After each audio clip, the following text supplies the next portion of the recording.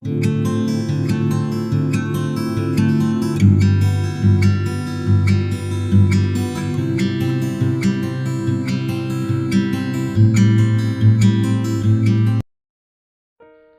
मसीही भाई बहनों को यीशु के नाम में शालोम, प्रेज द लॉर्ड, जय मसीह की। यीशु द सेवियर मिनिस्ट्री और मैं प्रभु यीशु मसीह में आपका भाई जेम्स, आप सभी का इस बाइबल अध्ययन कार्यक्रम में एक बार फिर से बहुत बहुत स्वागत और परमेश्वर का धन्यवाद करते हैं।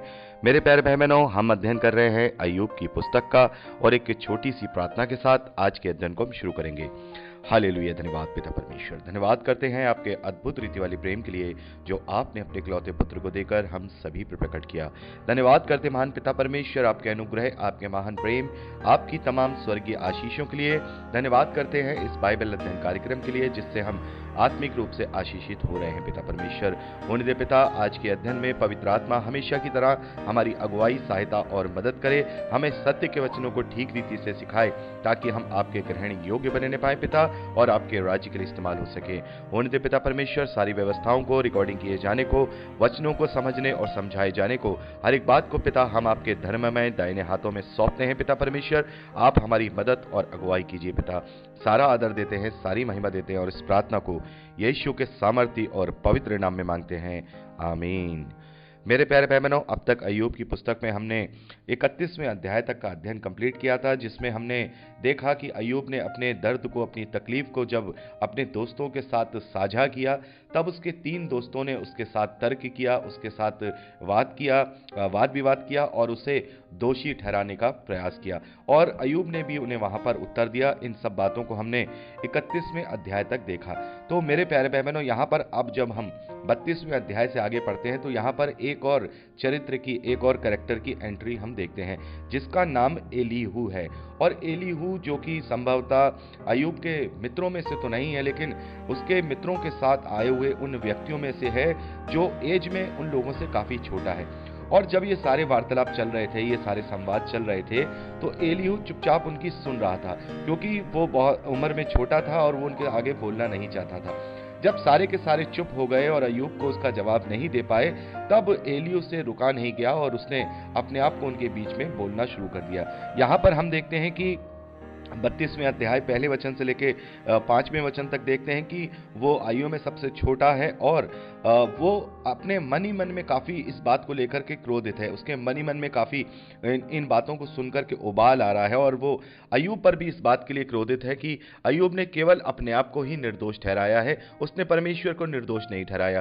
क्योंकि अय्यूब की बातों में कहीं ना कहीं इस बात का विरोधाभास था कि परमेश्वर ने ही मेरे धर्मी होते हुए मुझे इन सारी विपत्तियों में डाला है, और उसका वो सवाल का जवाब ढूंढ रहा था। तो वो अय्यूब पर भी क्रोधित था और खास तौर पर अय्यूब के उन तीनों दोस्तों पर जो उसके मित्र थे, जो उसको दोषी ही ठहरा पाए और उसके सवालों के सही जवाब नहीं दे पाए, उन पर भी बहुत अलग तरीके से वो उन पर क्रोधित था। आप यहाँ पर पढ़ सकते हैं, आपने यहाँ पर पढ़ा ही होगा। और आगे 7वें वचन से हम पढ़ते हैं आगे।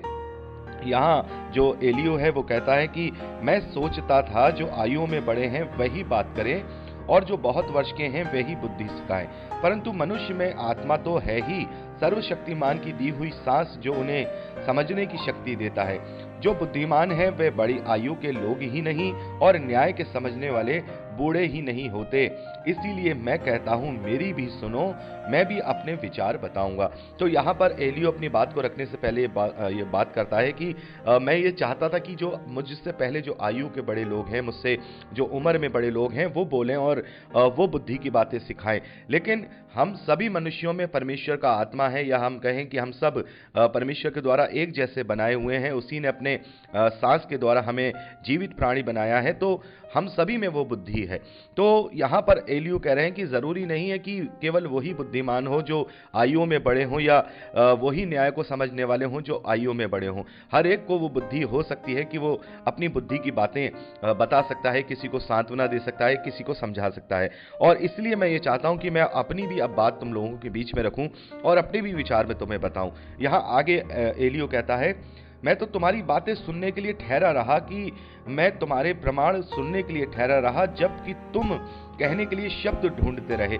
मैं चित्त लगाकर, मन लगाकर तुम्हारी बात सुनता रहा, परंतु किसी ने भी अय्यूब के पक्ष का खंडन नहीं किया और ना उसकी बातों का उत्तर दिया। तो यहाँ एलियू कहता है कि मैं जब से चुपचाप तुम्हारी बातें सुन रहा था, सारी बातें अपना मन लगा करके सुन रहा था, लेकिन मैंने ये पाया कि तुम में से किसी ने भी अय्यूब के पक्ष को नहीं समझा, अय्यूब के पक्ष को समझ करके उसको सही जवाब नहीं दिया, उसको सही तरीके का उत्तर नहीं दिया। तुम लोग मत समझो कि हमें ऐसी बुद्धि मिली है कि उसका खंडन मनुष्य नहीं, परमेश्वर ही कर सकता है। तो एलियू यहाँ पर अपने बड़े लोगों से ये कह रहा है कि आप लोग ये मत समझो कि आपने जो कह दिया वही सही है, अब उसको कोई मनुष्य उसको काट नहीं सकता या उसको खंडित नहीं कर सकता, उसका खंडन नहीं कर सकता, रिफ्यूटेशन नहीं दे सकता, या फिर केवल परमेश्वर दे सकता है। ऐसा नहीं है, मनुष्य की बात का रिफ्यूटेशन मनुष्य दे सकता है, क्योंकि हम सब में परमेश्वर ने बुद्धि दी है। आगे एलियू कहता है कि जो बात उसने कही वे मेरे विरुद्ध नहीं की, और न मैं तुम्हारी जैसी बातों से उसको उत्तर दूंगा। यहाँ पर एलियू कहते हैं कि अपने उसके अय्यूब के दोस्तों को संबोधित करते हुए कि उसने जो भी बातें बोली हैं वो मेरे विरोध में नहीं बोली हैं, तुम्हारे विरोध में बोली हैं, तो मैं अय्यूब को तुम्हारी जैसे बातों का जवाब नहीं दूंगा, तुम्हारी जैसी बातों के द्वारा जवाब नहीं दूंगा। और यहाँ 15वें वचन में एलियू कहता है कि वे विस्मित हुए और फिर कुछ उत्तर नहीं दिया। उन्होंने बातें करना छोड़ दिया, इसलिए कि वे कुछ नहीं बोलते और चुपचाप खड़े हैं। क्या इस कारण मैं ठहरा रहूं? तो यहाँ पर अब ये जो वचन है अय्यूब को संबोधित करते हुए एलियू कहता है कि तेरे दोस्त तेरी बातों को सुनकर के विस्मित हुए और उन्होंने तुझे कोई भी उत्तर नहीं दिया, और फिर उन्होंने तुझे बातें करना बंद कर दिया। तो अब जब तेरे दोस्तों ने तुझसे बोलना बंद कर दिया, तो क्या मैं भी अब चुपचाप रहूं? क्या मैं इस कारण से चुप रहूं कि उन्होंने बोलना छोड़ दिया है? आगे एलियू कहता है, परंतु अब मैं भी कुछ कहूंगा, मैं भी अपने विचार प्रकट करूंगा, क्योंकि मेरे मन में बातें भरी हैं और मेरी आत्मा मुझे उभार रही है। मेरा मन उस दाखमधु के समान है जो खोला ना गया हो, वह नई कुप्पियों के समान फटा चाहता है। तो यहाँ पर एलियू अय्यूब से कहता है कि मैं भी अब तुझसे कुछ बातें करना चाहता हूँ, मेरे मन में भी बहुत सारी बातें आत्मा उभार रहा है तुझे बताने के लिए। और यहाँ एक दाखमधु की कुप्पी के एक उदाहरण के तौर पे यहाँ एलियू कहता है कि जैसे नई दाखमधु अपने कुप्पों को फाड़ करके निकल जाना चाहती हैं, वैसे ही मेरे अंदर की बातें मेरे मन में से बाहर निकलना चाहती हैं।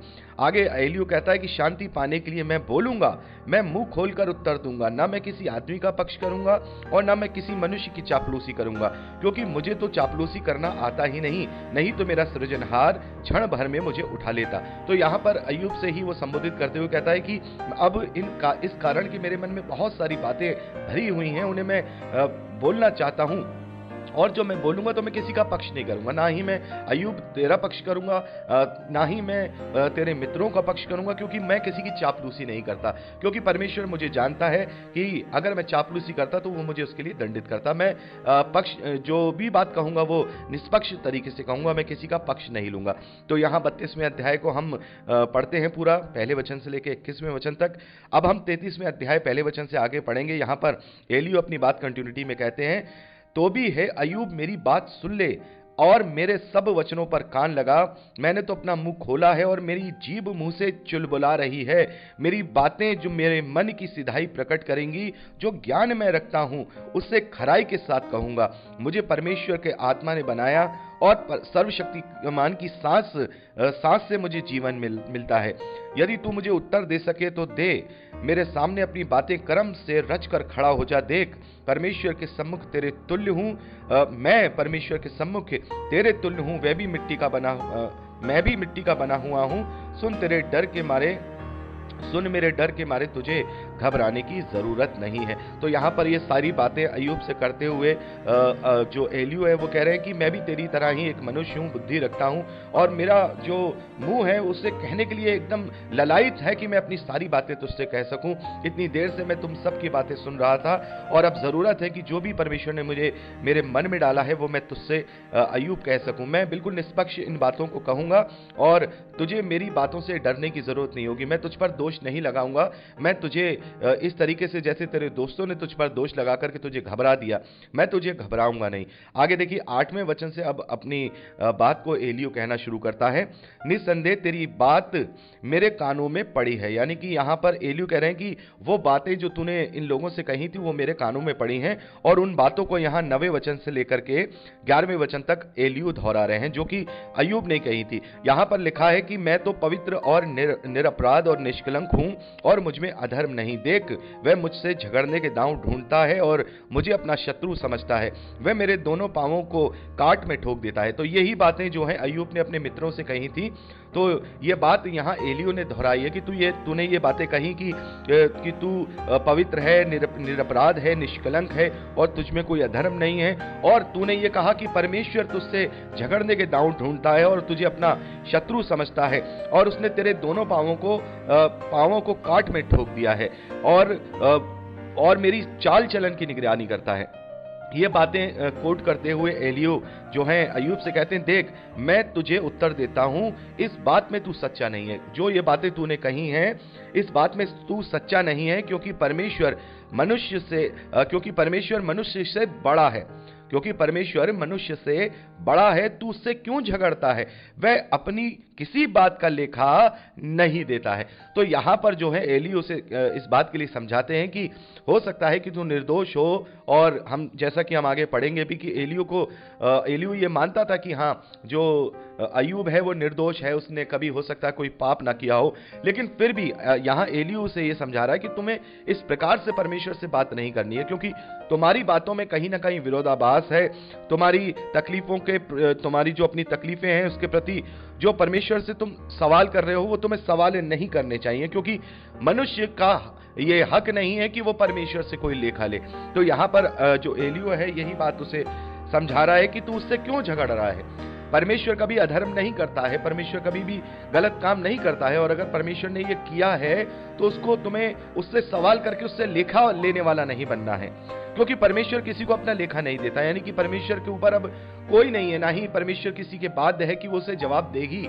वो जरूरी नहीं है कि हमारे सभी सवालों के जवाब दे, तो तुम्हें जवाब नहीं पूछना है और तुम्हें अपने सवाल नहीं करने हैं, ना ही परमेश्वर को यह कहना है कि उसने ये मेरा मुकदमा बिगाड़ दिया या उसने मेरा ये न्याय बिगाड़ दिया, उसने मेरे धर्मी रहते हुए ये सारी बातें की हैं। तुम्हें इस प्रकार की बातें नहीं करनी चाहिए। 14वें वचन से लेकर 18वें वचन तक एलियू कहता है, क्योंकि परमेश्वर तो एक क्या वरन 2 बार बोलता है, परंतु लोग उस पर चित्त नहीं लगाते हैं। तो यहां एलियू कहता है कि परमेश्वर अपनी बातों को समझाता है, वो किसी को जवाब नहीं देता, वो किसी के बाद नहीं है कि वो उसको समझाए या उसको जवाब दे, लेकिन उसे वो चेताता जरूर है। या तो सपनों में, देखिए यहां 15वें वचन से आगे 18वें वचन तक पढ़ते हैं, सपन में या रात को दिए हुए दर्शन में जब मनुष्य घोर निंदा में पड़े रहते हैं या बिछौने पर सोते समय, तब वह मनुष्यों के कान खोलता है और उनकी शिक्षा पर मोहर लगाता है, जिससे वह मनुष्य को उसके संकल्प से रोके और गर्व को मनुष्य से दूर करे। वह उसका प्राण को गड्ढे से बचाता और उसके जीवन को तलवार की मार से बचाता है। तो यहाँ पर जो एलियू हैं वो अय्यूब को कह रहे हैं कि परमेश्वर स्वयं ऐसे जवाब नहीं देता है। तुम पूछ रहे हो कि परमेश्वर तुमने ऐसा क्यों किया, मैं धर्मी होते हुए भी इन विपत्तियों में क्यों फंसा हूं, वो जवाब नहीं देगा, वो किसी को अपना लेखा नहीं देगा, लेकिन वो अपने सपनों में या दर्शनों में या अपने वचनों के द्वारा वो इस बात को समझा देता है कि तुम कहां गलत हो, तुमने कहां गलती की है या तुम्हें अपना कहां गलती नहीं करनी चाहिए। परमेश्वर इन दर्शनों से, सपनों के द्वारा वो समझा देता है। आगे देखिए 19वें वचन से लेकर 22वें वचन तक एलियू कहता है कि मनुष्य की ताड़ना भी होती है कि वह अपने बिछौने पर पड़ा पड़ा तड़पता है और उसकी हड्डी हड्डी में लगातार झगड़ा होता है, यहां तक कि उसका प्राण रोटी से और उसका मन स्वादिष्ट भोजन से घृणा करने लगता है। उसका मांस ऐसा सूख जाता है कि दिखाई नहीं देता और उसकी हड्डियां जो पहले दिखाई नहीं देती थी निकल आती हैं। वह कब्र के निकट पहुंचता और उसका जीवन नष्ट करने वाले के वश में हो जाता है। तो यहां एलियू एक बात और कह रहे हैं कि परमेश्वर ताड़ना भी करता है, परमेश्वर अपने लोगों की ताड़ना भी करता है और जिसकी वो ताड़ना करता है वो बिछौने पर ही पड़ा पड़ा तड़पता है और परमेश्वर उसे हर प्रकार से जो इस धरती में जो चीजें हैं उनसे विहीन कर देता है। तो अपनी बात यहाँ पर जो एलियू है अपनी बात इसे समझाते हुए आगे कहते हैं 23वें वचन से यहाँ एलियू कहते हैं, लेकिन जब कोई बिचवाई उसके मनुष्य के बीच में आ जाती है तब उसका जीवन बदल सकता है। याद देखिए 23वें वचन में लिखा है, यदि उसके लिए कोई बिचवाई स्वर्गदूत मिले जो हजारों में से एक ही हो, जो भावी कहे और जो मनुष्य को बताए कि उसके लिए क्या ठीक है। तो यहाँ पर एली उसको बताता है, लेकिन परमेश्वर चाहे वो सपनों में या दर्शनों में दर्शन दे, अगर वहां नहीं देता है तो उसने हजारों में एक दूत ठहराया। देखिए यहाँ जो स्वर्गदूत लिखा है, एक्चुअली यहाँ स्वर्गदूत शब्द नहीं है, जो असल में जो शब्द है हिब्रू बाइबल में वो है मैसेंजर, यानी अगर उर्दू में कहें तो पैगंबर या मैसेंजर, या उसे हम कहें दूत। और ये जो मैसेंजर जो शब्द है ये परमेश्वर के किसी दास के या किसी भक्तता के लिए यूज किया जाता है, यानी जो परमेश्वर का पैगाम, परमेश्वर का संदेश मनुष्यों को पहुंचाता है। और यहाँ पर एलियू कहता है कि ऐसे जो दास होते हैं, ऐसे जो दूत होते हैं जो परमेश्वर के द्वारा भेजे गए होते हैं, उन्हें बताया गया होता है, वो हजारों में एक होता ही है। कहीं ना कहीं परमेश्वर ने अपने दास भविष्यवक्ताओं को भेजा है ताकि मनुष्य उनसे सीखे और परमेश्वर की वो बिचवाई करे और उन्हें वो बता सके कि क्या सही है या क्या गलत है। तो मेरे प्यारे भाई बहनों, यहाँ पर 15 मिनट से ज्यादा की रिकॉर्डिंग हो चुकी है।